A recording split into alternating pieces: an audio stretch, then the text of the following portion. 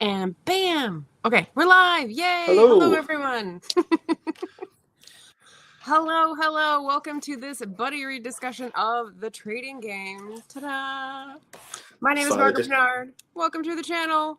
I have with me Ven's Book Corner. Today we're discussing The Trading Game by Gary Stevenson, and Gary is a YouTuber also, so check out his channel.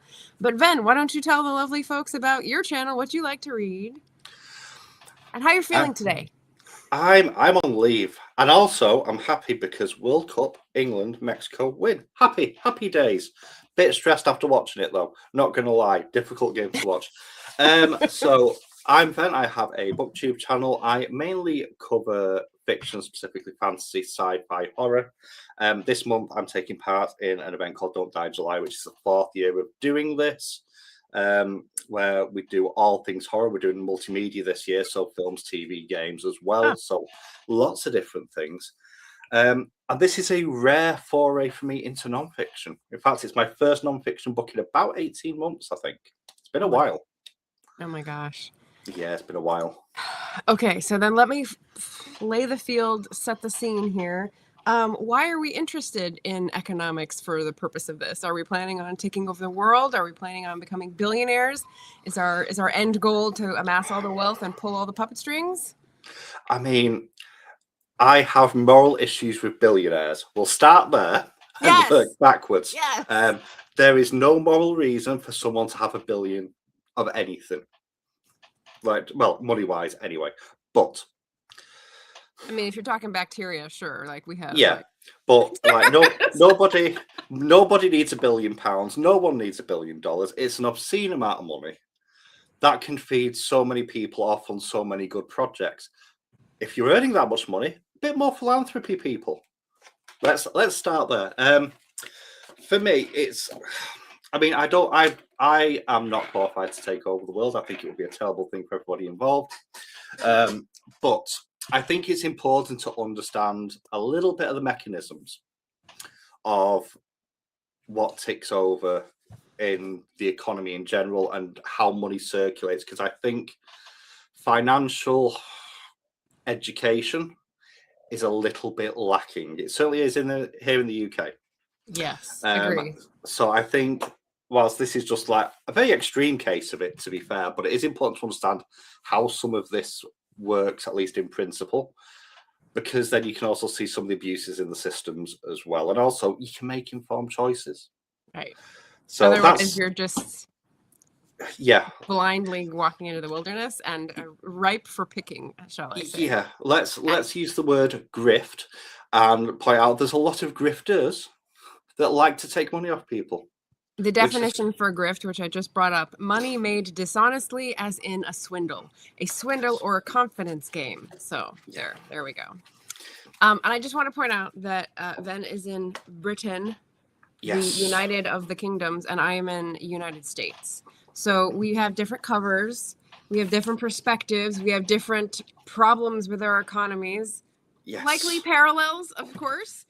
Yes. But the author of the book is British. So Gary Stevenson, who wrote The Trading Game, is a British YouTuber and campaigner. And so we'll get into talking about that a little bit, just to set the scene and sort of where we all are from observing. I wanted to say hello to the chat. Julie's here early. Greetings from sunny SoCal. Hello. Nice. Jim helped us and booped the like button and is teaching. Catpaw is here. Good morning. Good morning. Morning. Julie said she's happy about Team England win. Woohoo! So I'm happy. Hi, Elaine. Hi, Elaine. Hi, Mike. Evening. Hey-o. There. Eva, probably. Hey, Eva. Haven't seen you in a while. Nice to see you. Okay, so I do have a question of the day. Which do you like better? So this is the U.S. cover. That's the UK cover. It's always fun to see the differences. They're pretty substantial, so it's interesting to see what they were looking for. Yeah, quite a big difference. Why did this book catch your eye, Ven? So, I am quite embedded in British politics in terms of what I believe, what I watch, and what I look to. And one of the biggest conversations in the UK is that our taxes have gone through the roof, and it feels like there's a mismatch in terms of who's getting taxed. And I came across Gary on one of his explaining economics videos, either on YouTube or TikTok. It was one or the other because he's on both, talking about wealth redistribution, which is really interesting compared to what this book is talking about, actually, which is definitely a journey between there and now. Right. And so I sort of had it on my radar to know a little bit more, because I also have an opinion of traders, which this book has not done much to dissuade, to be honest. Not which really. Just to acknowledge my bias, I already had an opinion and this has confirmed it. So there's some confirmation bias going on here. Just want to get that clear straight away. But it was quite interesting to hear that take and then look at where he is now, because it is a vast difference. It really is compared to what he's talked about now to then. So, and then when you mentioned it, because we spoke about it on Voxer a little bit beforehand, I think probably shared videos with each other. I can't remember. It's been a few months now. It's like, yeah, let's buddy read it. Why not? Yeah. And as I said, I don't normally buy new books, but I had to hunt this one down, and I looked everywhere and I couldn't find a used version of anything. So I actually special ordered this from a local gay lesbian pride bookstore. So very happy to get that in that way. So I saw videos, subscribed to the channel. He's all about tax wealth, not work. That's the slogan. He just came out with a documentary. So I watched the latest video on Gary's channel. It's about a documentary that he's released, which is all about wealth and inequality in the UK. So it's UK focused. It's going to be on Channel 4 on Wednesday. So please spread the word if you have access. But yeah, I read a lot of nonfiction compared to Ven. Yeah, it's about half and half when I look at my Storygraph stats. And so a fair bit of that is politics, economics, current events. And so I find this to be really timely. Even though it's British context, it's really like writ the world over, because the kleptocracies are just expanding like tribbles. I mean, you may not have them in Canada, Elaine, but we definitely do in our neck of the woods. I guarantee you just are not seeing them. They will be there. They're everywhere. Cat Paw says, good game. Not going to comment on the outcome, living in Mexico. No, fair enough. I'm biased. I wanted them to win. I didn't want Norway to win yesterday. I wanted to play Brazil, but that's... Does it look like Ven on the cover when he had shorter hair? I mean, to be fair... You're a white guy? to be fair, that's me after I've been in the sun. If I was in Mexico, I would be that colour right now. There you go. But that's actually not too far from what I did used to look like before I ate all the cake with my tea. So I think it's just with the shorter hair. Yeah, so mine doesn't have a person. It actually just has like a gray, a dark background, but if you look close, you could see it's because it's up at a skyscraper and there's one room light on with someone sort of looking out from the skyscraper. So it's a little bit more subtle. Okay, how we got onto the book. What type of book is it? What is the breakdown for you? There's a few different genres that I have. I had memoir, finance, humor. Was there any other kind of like stuff you would load it with? I mean, this to me is a serialized memoir. I don't think it... Yeah, in a way, it reminds me almost like a soap opera as I'm reading through it. Sensationalized, sorry, that's a better word for it. That's okay, sorry. I was like, but it's one book. Yeah, it's like, no, what are you doing? It's a very sensationalized version of events, which does feel like it's been turned up to 11. There's definitely a lot of humor in it. It's quite dark in a lot of ways, especially where Gary themselves goes at times. It almost felt like you were falling into a mafia subgenre of fiction at times. Like it had the feeling of that this is family, you step outside the family and you'll get punished sort of vibe going on. Right. There's some hostage situations going on there. Yeah, and obviously there's political commentary in there as well, because they are talking about the economy specifically, and in particular the levers of power in terms of things like the Bank of England or the National Reserve, and how they try and control the influx of money to give governments more money to spend. And ergo, how that sort of exaggerates outwards to allow borrowing for governments, which is what, in time, causes a lot of the issues that we have now, because debt. So, for me, yeah, definitely that. But I read I listened to the audiobook. I should probably state that here. Yeah. So that's I didn't probably actually really good. Yes, which Gary themselves actually narrate as well. Yeah. I will say, very good with accents. Overall, some of them a bit problematic. The Asian accents, not so sure they should have been done, but generally speaking, the accent's pretty good. And I think he does that speak adds, Japanese. He does say he learns Japanese. He does. Being there for like a year, so He does. His Scouse accent is brilliant because there is, and my favourite character / person in the book called Billy. Bizarrely, of all the characters, but they're the most human. Interestingly, Scouse is spawn, like, absolutely perfect. But Scouse is I think Scouse is perfect, like really good Scouse accent that he does throughout it when he's doing the voice. But I've just sidetracked myself already. It didn't take long, did it? I did want to introduce like what the meat of the memoir is. So the trading game is about how he is a foreign exchange trader on like one of the top floors of the city building, and so he's in this highfalutin environment where only the very elites usually go. So he being a East Ender and getting into Canary Wharf circles is highly unusual. So we get an outsider coming in and his viewpoint on all the people he works with, which is pretty scathing, and then his experience of learning and developing like his concepts of what was going on and the moral judgments of it and how his goals eventually shift. But he's sort of trapped in this environment and needs to figure out a way out, and that becomes sort of convoluted at the end in Japan. So that's what's making up the book. So yeah, and the humor is good. So you're saying the accents, the characterization. Yeah, I think someone in a review said it was like exaggerated. So when you say sensationalized, I think he's giving it a bit of a it's like every character's been turned up from like they probably naturally sit at a 9. He's turned it up to 13 for all of them. I've remembered what I was going to say. I think I mentioned about it being quite dark. I do wonder if that's a byproduct of his narration, because he sounds and feels angry during the narration, or when he's not angry, dead inside, very apathetic, which is certainly something, especially in the back half of the book, definitely comes through as well. So I think that possibly caused how we're seeing it, as well as it being more dark than humorous, because it was like the moments of humor quite often didn't fall as humor, but more of that sort of, oh look, it's again sort of thing, where it's like, oh, who could have seen this coming? So it felt less like humor listening to the narration than a bit of a scathing commentary, if that makes sense, which it's an interesting flip with it being a different media that I listen to it. So how good was his explaining the finance concepts? Because I know I've had a master's degree in economics, but it wasn't in trading. So a lot of these concepts were like not things that I had studied exactly, but the interest in the inflation and some of this stuff was ringing bells.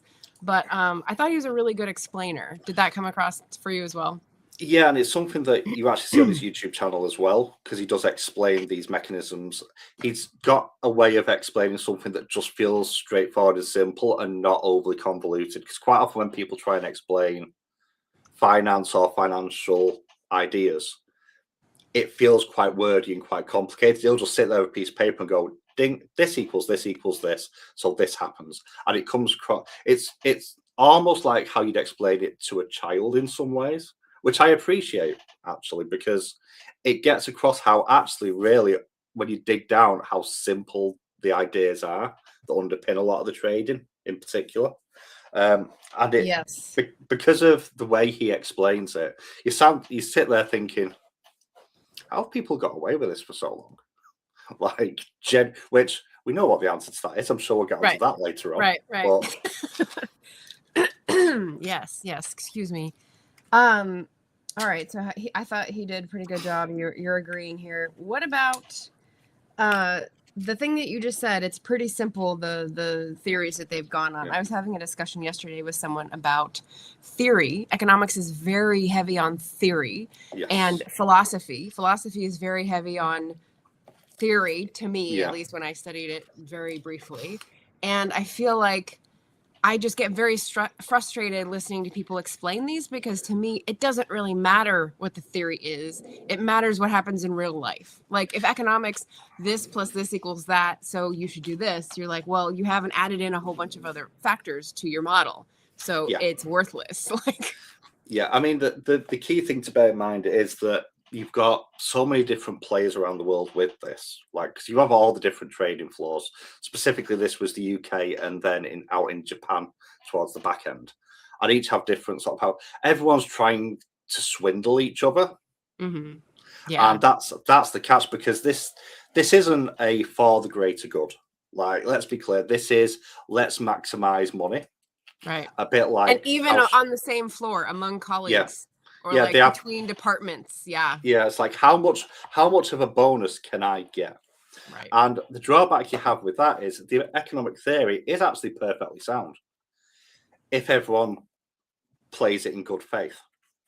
And you actually see it quite early on. Yeah.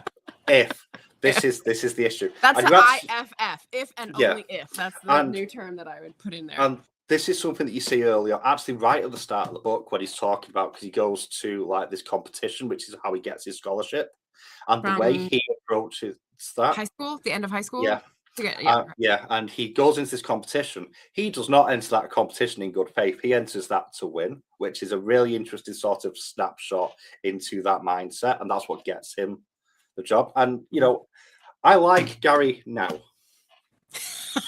Yeah. Let's get this out of the way. Thing to know that this is written in 2024 or published in 2024, but it's really things that took place 2008 to 2012-ish. So it's like 15 years ago. When they broke the economy because they were trying to get one over on each other. Right. The backstabbing was spectacular. Yeah. I would say that if I met Gary at this point in his life, I don't think I'd like him very much. Right. Yeah. So you'd look and see like dude bro over there or whatever, finance bro. Yeah. Nothing. Yeah. Sadly, grifters are all over, and Elaine liked the little detail, but it was hard to see. Kappa still likes the UK cover better. Fine. And I said, no, this is a memoir. Yeah, same thought about In Good Faith. That funny face that I made. Yeah. Julie's saying, I like Gary now. That speaks volumes about the book. But he's honest in portraying himself in that period, I think. Yeah. Oh, yeah, 100%. And you see that, you see an interesting bumping up of what I'd class as working class morals, because he's from a working class family who wants to sort of, feels they have a point to prove. And then you end up sometimes, and especially when so much money's involved, the morals get left behind. And that's what you kind of see throughout the course of the book until he hits a certain snap point where it's like it just suddenly twigs what he's lost. And I think that's kind of the big thing in here, because it's sort of the stripping out of the normal person for the competitive animal. So, and they do describe themselves as animals, actually, to be fair, in the book at times. Yeah. And they have names of animals as well, which are not necessarily complimentary in some of the cases. Oh, the toad or whatever. The slug and the frog. Yeah, the slug and the frog. It's like, nice. Lovely. Oh, here's the other thing that I was going to mention. When you say mafia-esque, that made me think of, like, I've read a couple memoirs or fictionalized accounts of CIA analysts, and they'll write a thriller or they'll write like a current events book, and they have to submit that to the government to go through to make sure they didn't let anything out that is top secret or, confidential. And I was like, okay, so he definitely changed names, and he had to be careful because the people in here were out for him anyway. So he's writing an account of that time. And I'm kind of like, who did he submit this to like clear all the legal stuff? Because that must have been a bit of a hurdle. Yeah. I mean, the thing is, a lot of the banking collapse of around when this was happening is pretty well documented at this point. So and there is some points in here where he openly says, I want to tell you all this stuff, but I can't.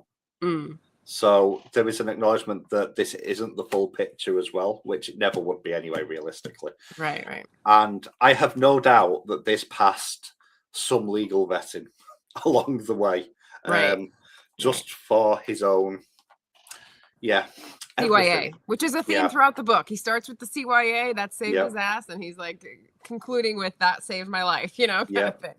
Good piece of advice to live by, actually, to be fair. And okay, so then touching back on the Gary now versus Gary from the book that he describes himself as, how does the book relate to the channel? What pieces of like through line and what pieces sort of surprised you about that? Because I have thoughts. I was definitely surprised. So as he's getting into trading at the beginning, it's very much about putting money on the table to help family out.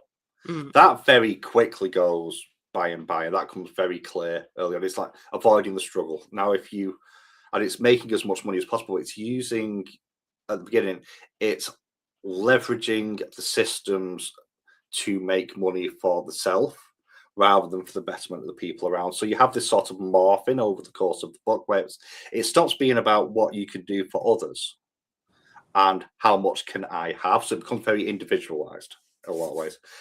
Compare that, whereas you cut back to the channel now, and it's almost reversed back round. Actually, it's a full circle moment a lot of the times when you look at. There's an acknowledgement here that perhaps governments don't know what they're doing. Wait, what? I know, right? Newsflash, everybody! I know, it's a shocker. The government, specifically in a technical sense, on things. Woo. Yeah. Put up an alarm. Yeah.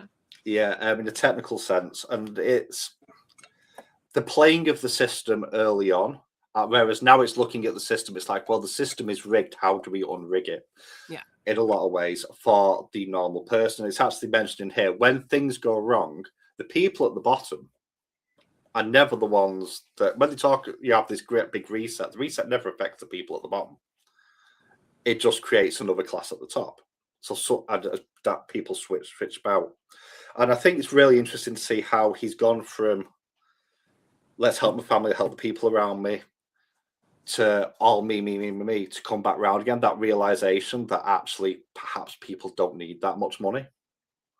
And that's sort of informed then the idea of the economic literacy, because he does do a lot of the sort of educating on the channel, which we spoke about earlier, and trying to explain to people, look, this is how this works. And especially now, right, where you have the Bitcoin grifters and the pyramid schemes, and it's died a death now, fortunately, in video games with NFTs, which were like these animated GIFs that you could own. They didn't last very long because gamers hated them. That makes a pleasant change.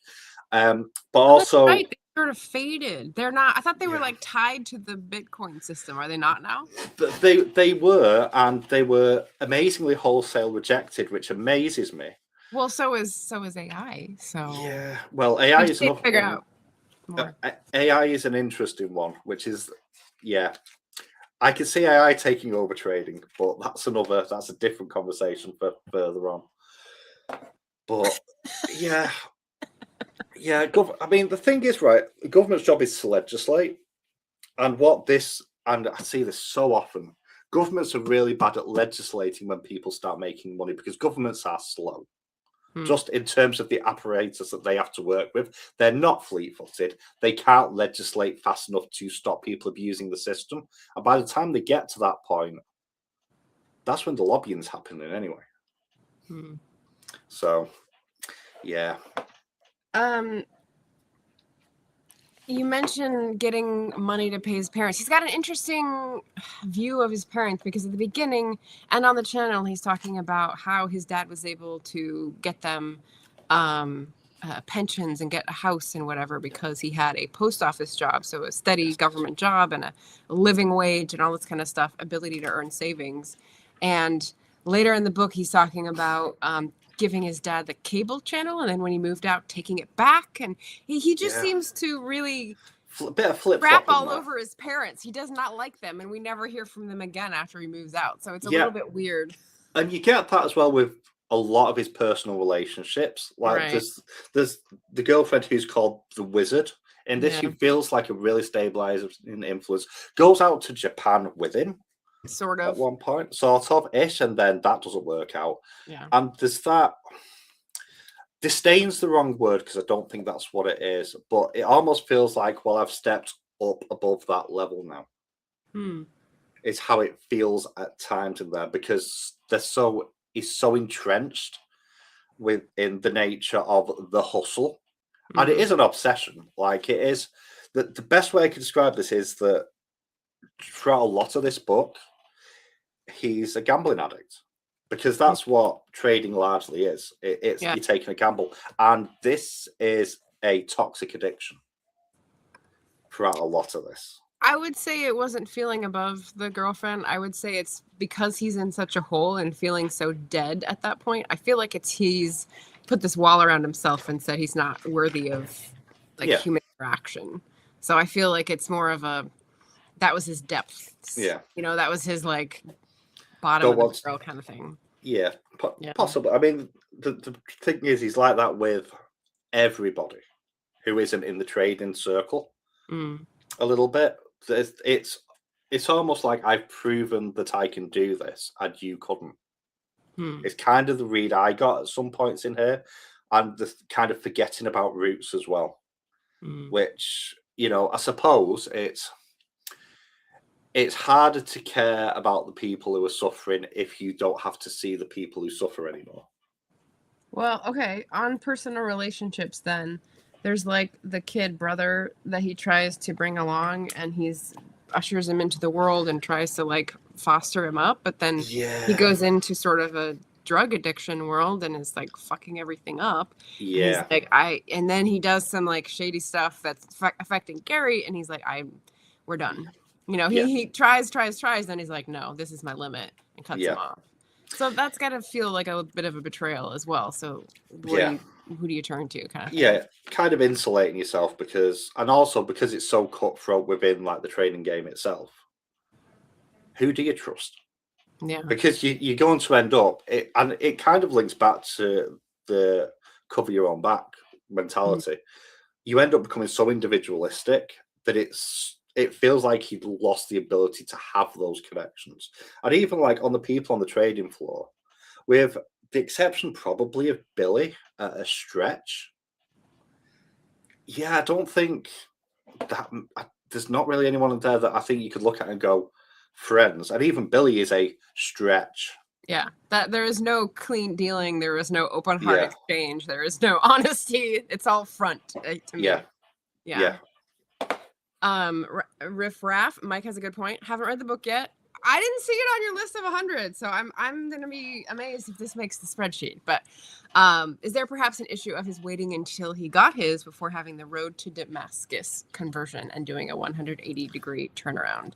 Now, this is what I was wondering, because when I was reading through the book and I was sort of getting this flavor of the before Gary, and I was like, where's his Damascus conversion? Yeah. And for those who are not familiar, it's a Bible reference because one of the prophets was a total tax collector prick, and then he fell off his horse and was blinded, and then he changed his name and became a proselytizer for the Bible, for God. So the big change that he had to come around to being a humanity booster again instead of an individualist who was only out for his own. I was waiting for that, and we don't get this in the book. So you really have to have the context of the channel to put the book into, which was interesting. I wasn't prepared for that, maybe because I didn't see the book campaign when it was coming out at first. But there are a couple of little moments. So one of the moments, I think it may have been just before he moved to Japan. It wasn't far before that.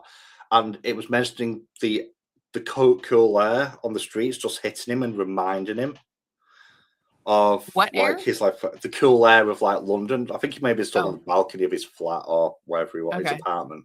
There's the odd little sort of physical mention of something that sort of seemed to stir something, which a bit of emotional turmoil at the time as well. But also when he was in Japan as well, and making a point of the walking and seeing the world.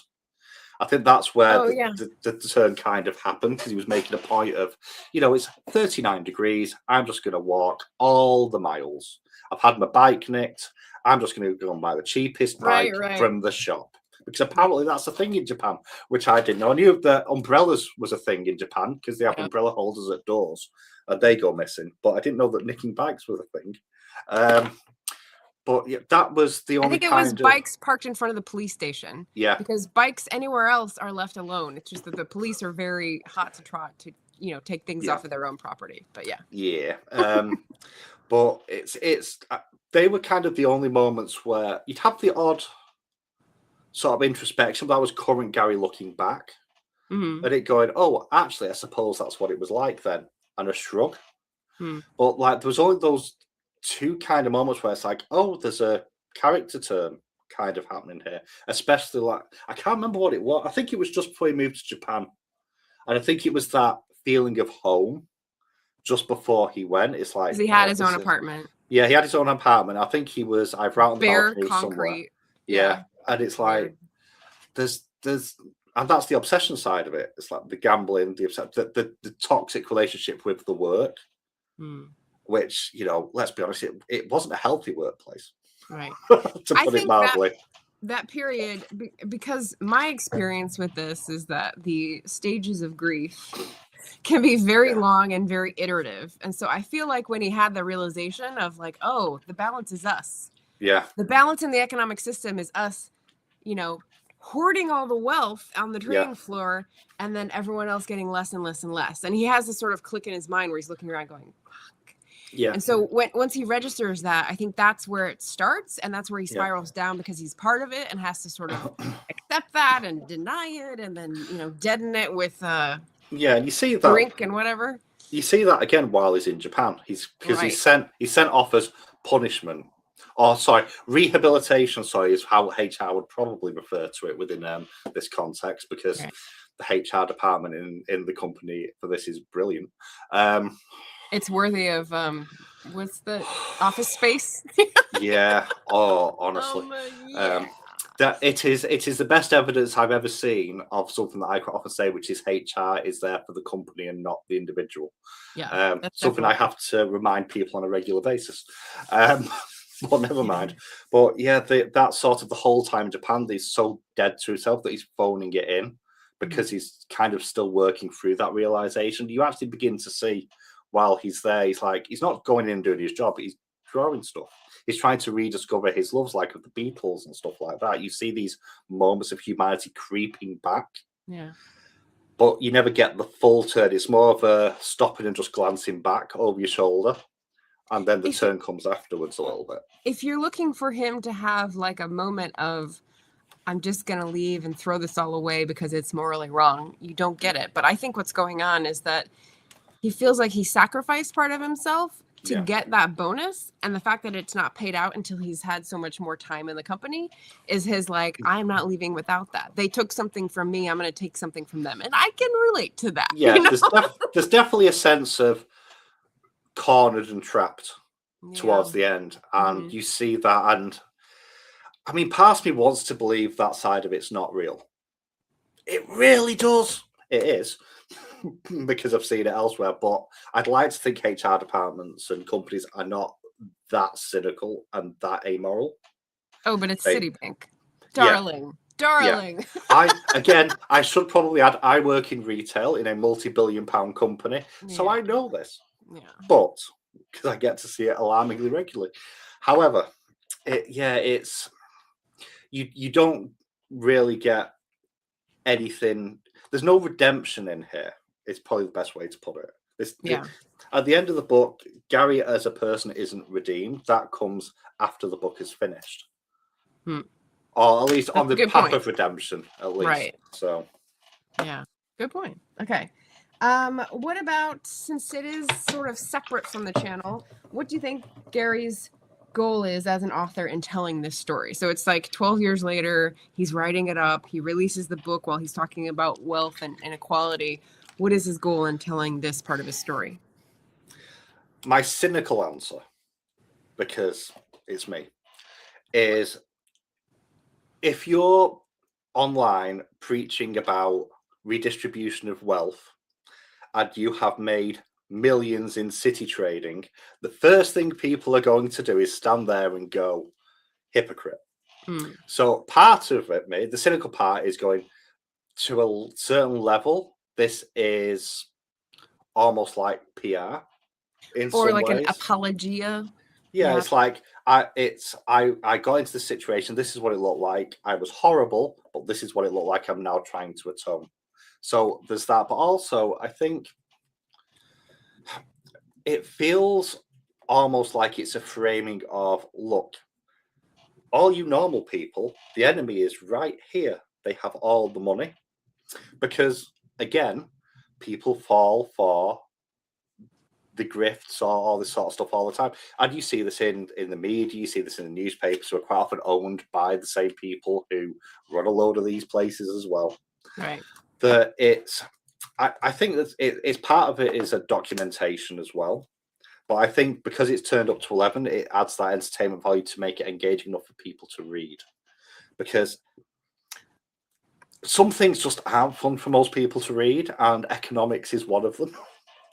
Like, wait, did you say are fun or aren't? Aren't fun. People. Oh, come on. No, no. I'm never going to sit down and read Keynesian theory of economics because it will bore me to tears.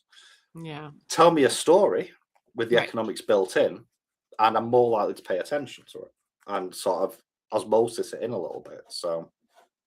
Oh, okay. I don't know who this commenter is. I don't recognize the channel name, but someone left a comment on Gary's recent video about the documentary, and it says, to your point, the battle is not left versus right; it's up versus down. Keep fighting the vertical fight, not the horizontal one. Yes. So yeah, that the enemy is the class structure, and not all these things people are trying to distract you with, left versus right. Yeah, it's called Irk_Orwell, by the way. Oh, okay. So the interesting thing there is, if you look at it politically, for quite a while you can split, at least over here. I don't quite know how the US political system works. So over here, Conservatives, Labour. Nowadays, it used to be others, but that's complicated. But it was class based.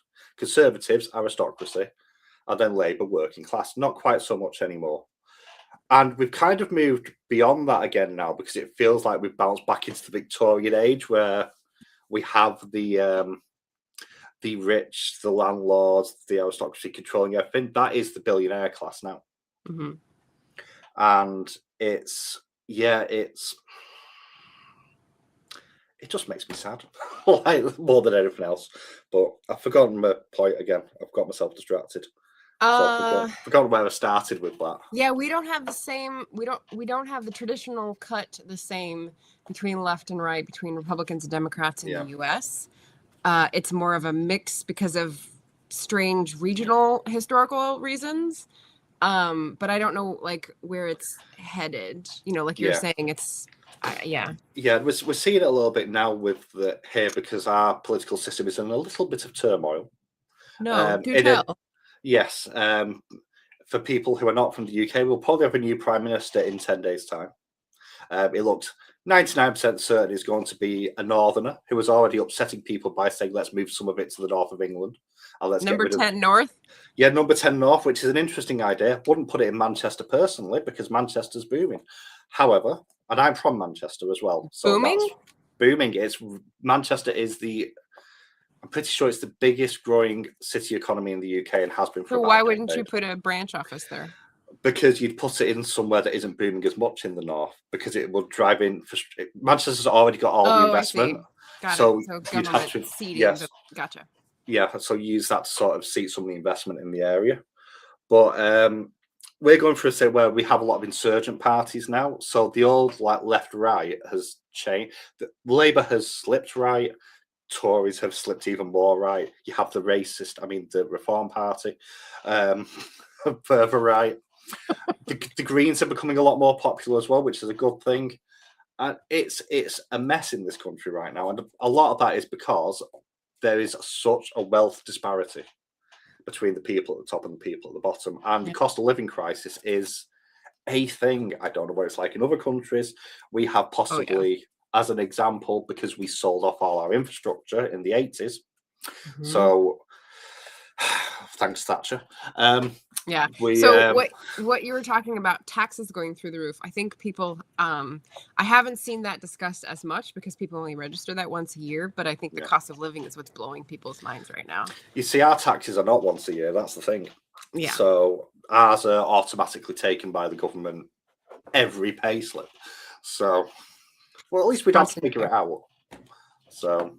I did want to insert, there's a fun little economic term you can learn about inequality if you want a marker or an indicator. It's called the Gini coefficient, Gini, and it is a measure like of a 100-point scale, 100%, of how unequal your country's economy is. And I think when I was studying 10 years ago, 12 years ago, it was, I think Brazil was maybe the highest inequality. And so I'm sure it's changed by now, but yeah. That's an interesting thing to look at if it's still being studied. I don't know if the U.S. is employing any more economists for development purposes.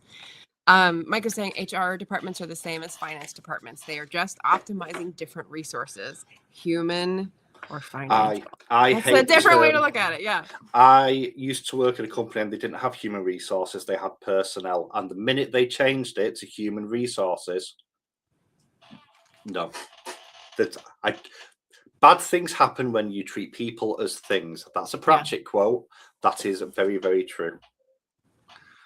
Nice deployment of a Pratchett quote. I'd get it in there somewhere. You'd work it in. Every book tag, every stream.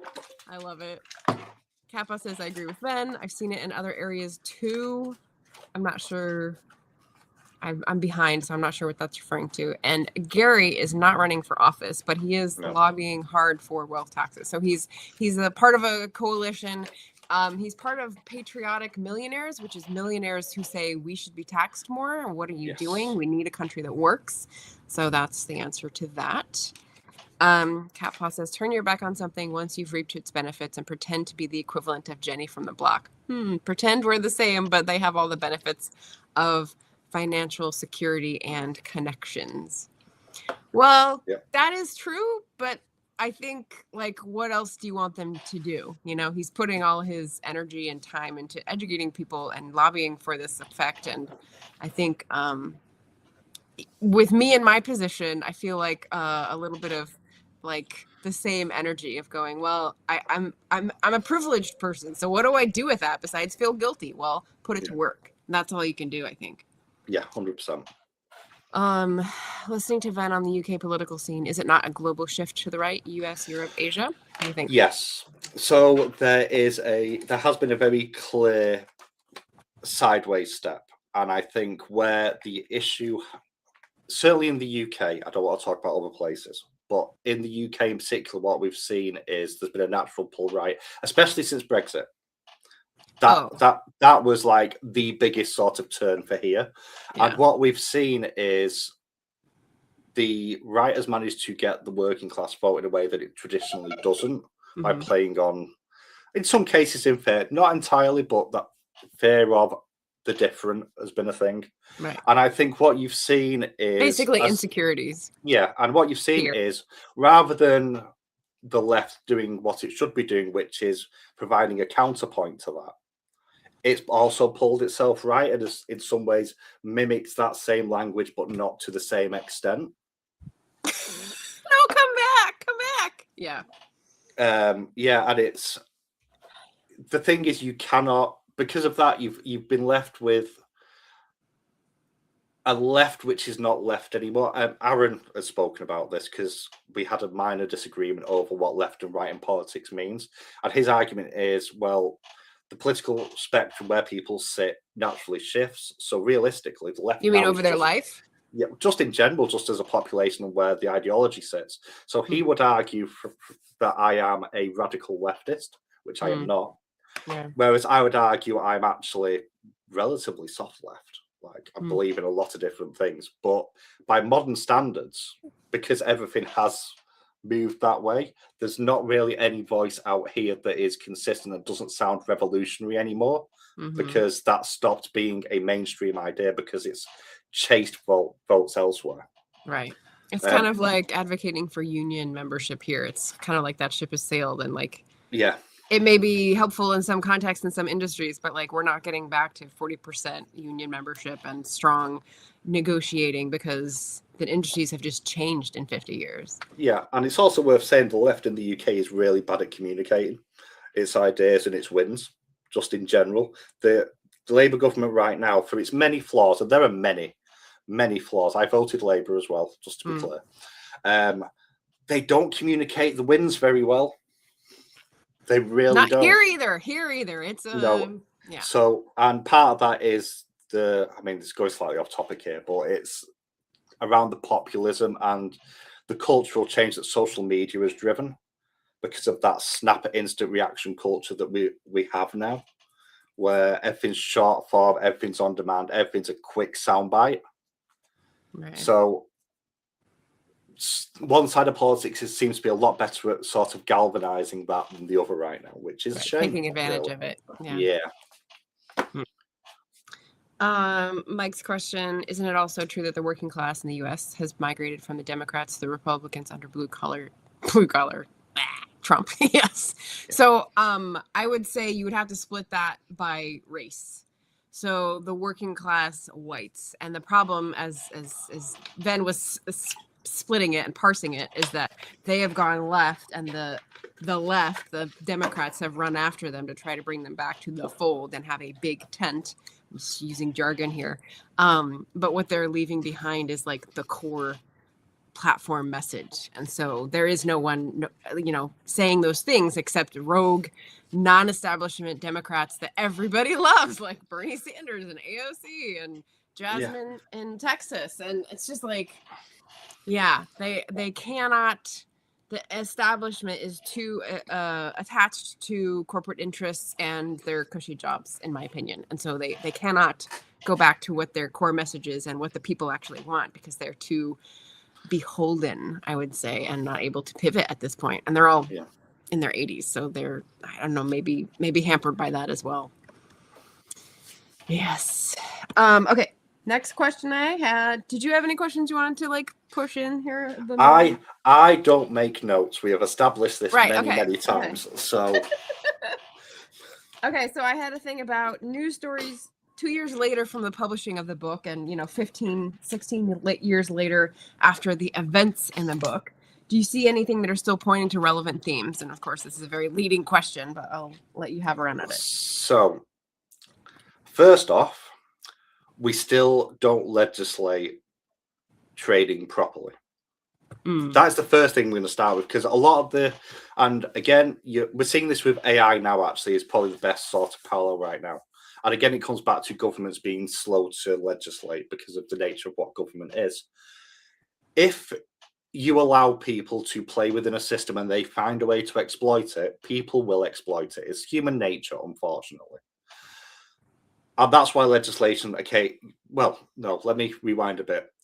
I'm going to use the gaming industry actually as an example for this. So, in video games, you have these things called microtransactions. These are generally small, sort of 99p. You buy a box and you get something shiny out of the box. These play on gambling tendencies. Yeah.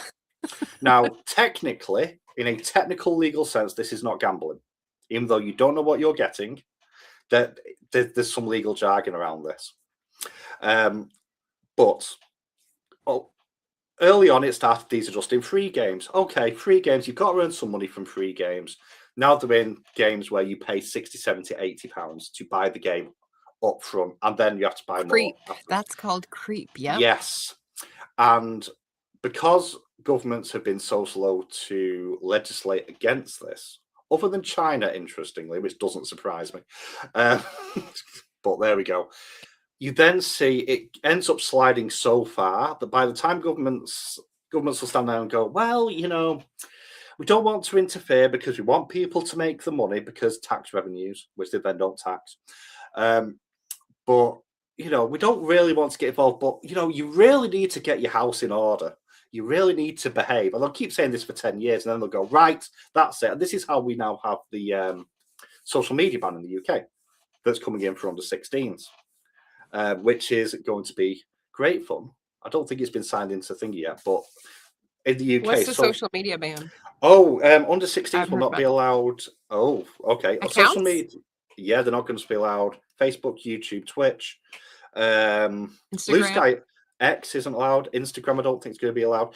there may well be kiddie versions of this that will be introduced to get around this, and VPNs allow you to get around it anyway. So they'll probably be the next thing to get banned in the UK. So you now have that argument of, is this government overreach? It's an interesting argument to have as we head towards an Orwellian state. But I've got a comparative government question. Did you need to finish that thought? No, go on. Okay, so the difference here, when you said we don't legislate trading properly, that is a difference, because for me, I would say regulate, and that is the executive branch. And unfortunately, we have no control over the executive branch right now because all the core civil service have been screwed over and kicked out. And so we're not looking to the court for any good decisions. They just came down in their last session with a bunch of hogwash. It's mixed messages crap. And then the legislature is the only thing where we have like a little bit of a holding on to the back of the car trying to skid it to a stop.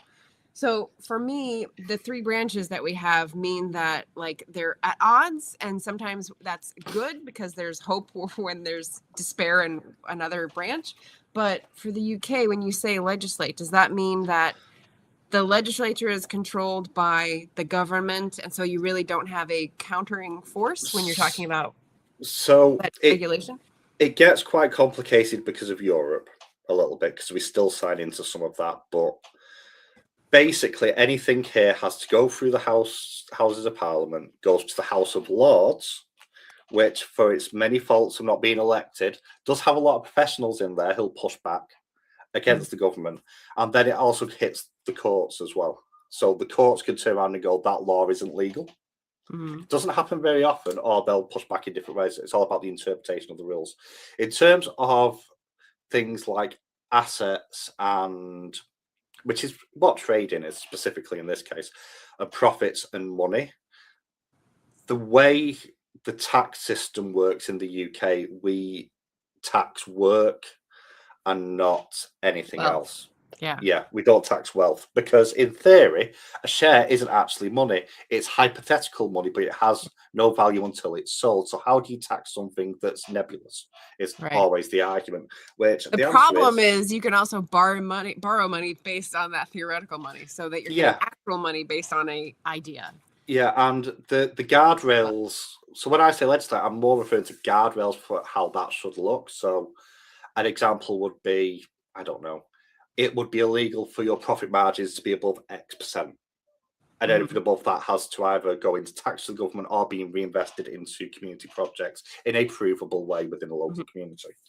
Or like salaries between the CEO and the lowest paid worker. Yeah.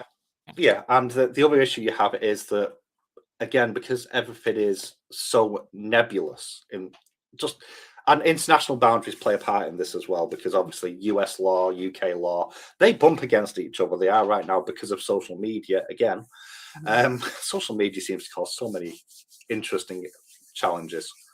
And it means that you have these grey areas where there's loopholes that can be exploited. So if I was to use tax as an example, so I get a tax break because I have a private pension.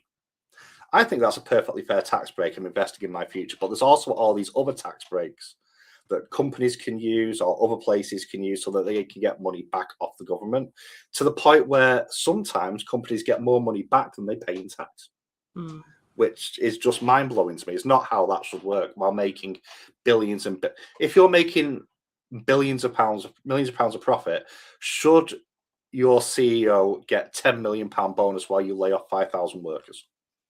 Right. I would argue that for the public good, probably not.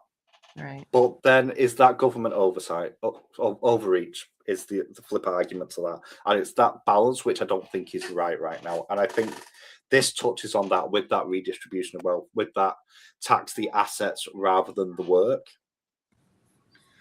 sort of logic, which is quite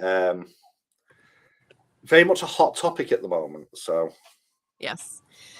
So what I would push back on, and just sort of like use your word to make a point, is when you say nebulous, like I was saying, you can borrow money against it. So it's not nebulous when they are coming to talking to their investor. Oh, yeah. But it's nebulous when the tax people come talking to them. So what I wish for is some sort of equalizing influence of your books, right? There's no double books for what you owe based on what you earn and what you earn based on what you earn. Like there's 100%. no reason why those shouldn't be equal, but they're allowed to be totally different. They don't talk to each other, these systems. And I think that's like a travesty. So, and that's something that actually comes in here because they're gambling with other people's money as well.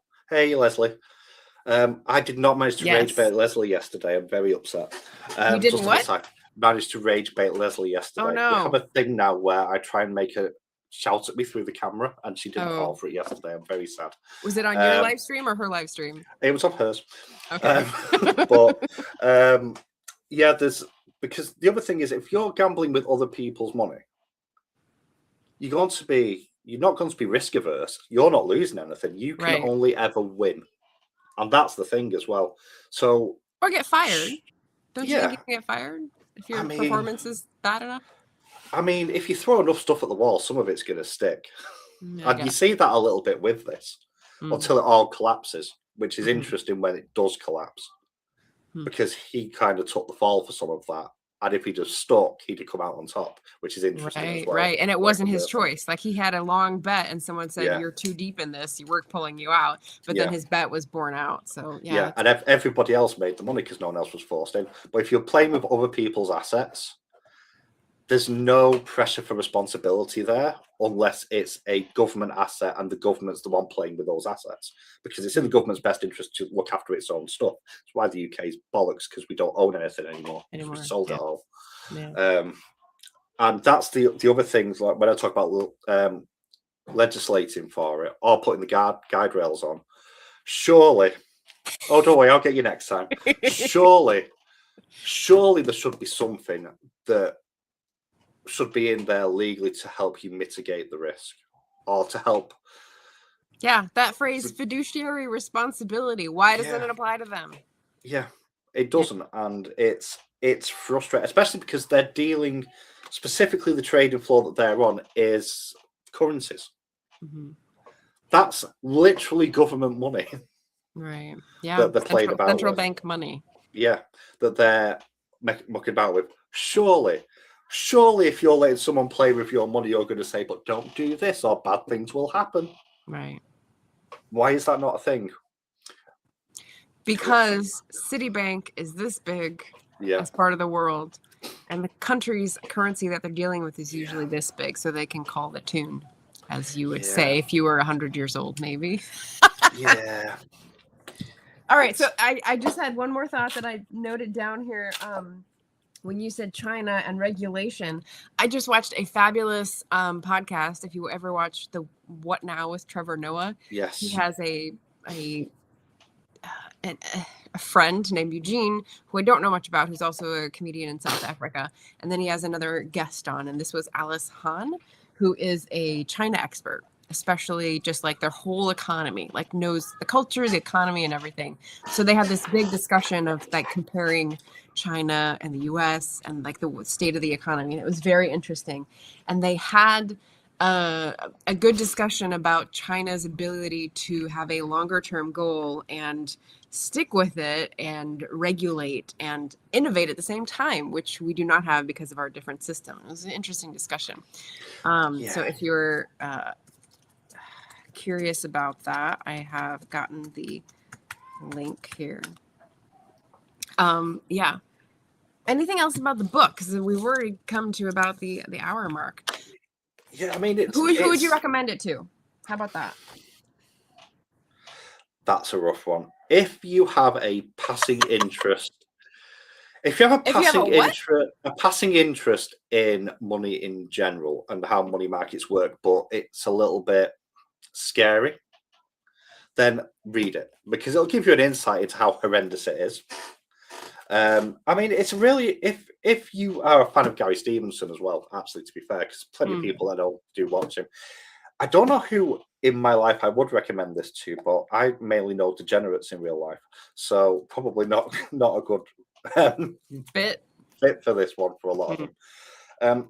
But also, especially if you lived through like the financial crash of like 2008, This is really interesting to give you that little bit of insight because we don't really know. I mean, I enjoyed reading it. I thought it was worth the read. Again, my first non-fiction for 18 months. I don't read memoirs either on a side point. So I should rephrase that. I don't read non-fiction books. I read lots of articles and online stuff and watch lots of stuff that's non-fiction based, whereas books, I read fiction.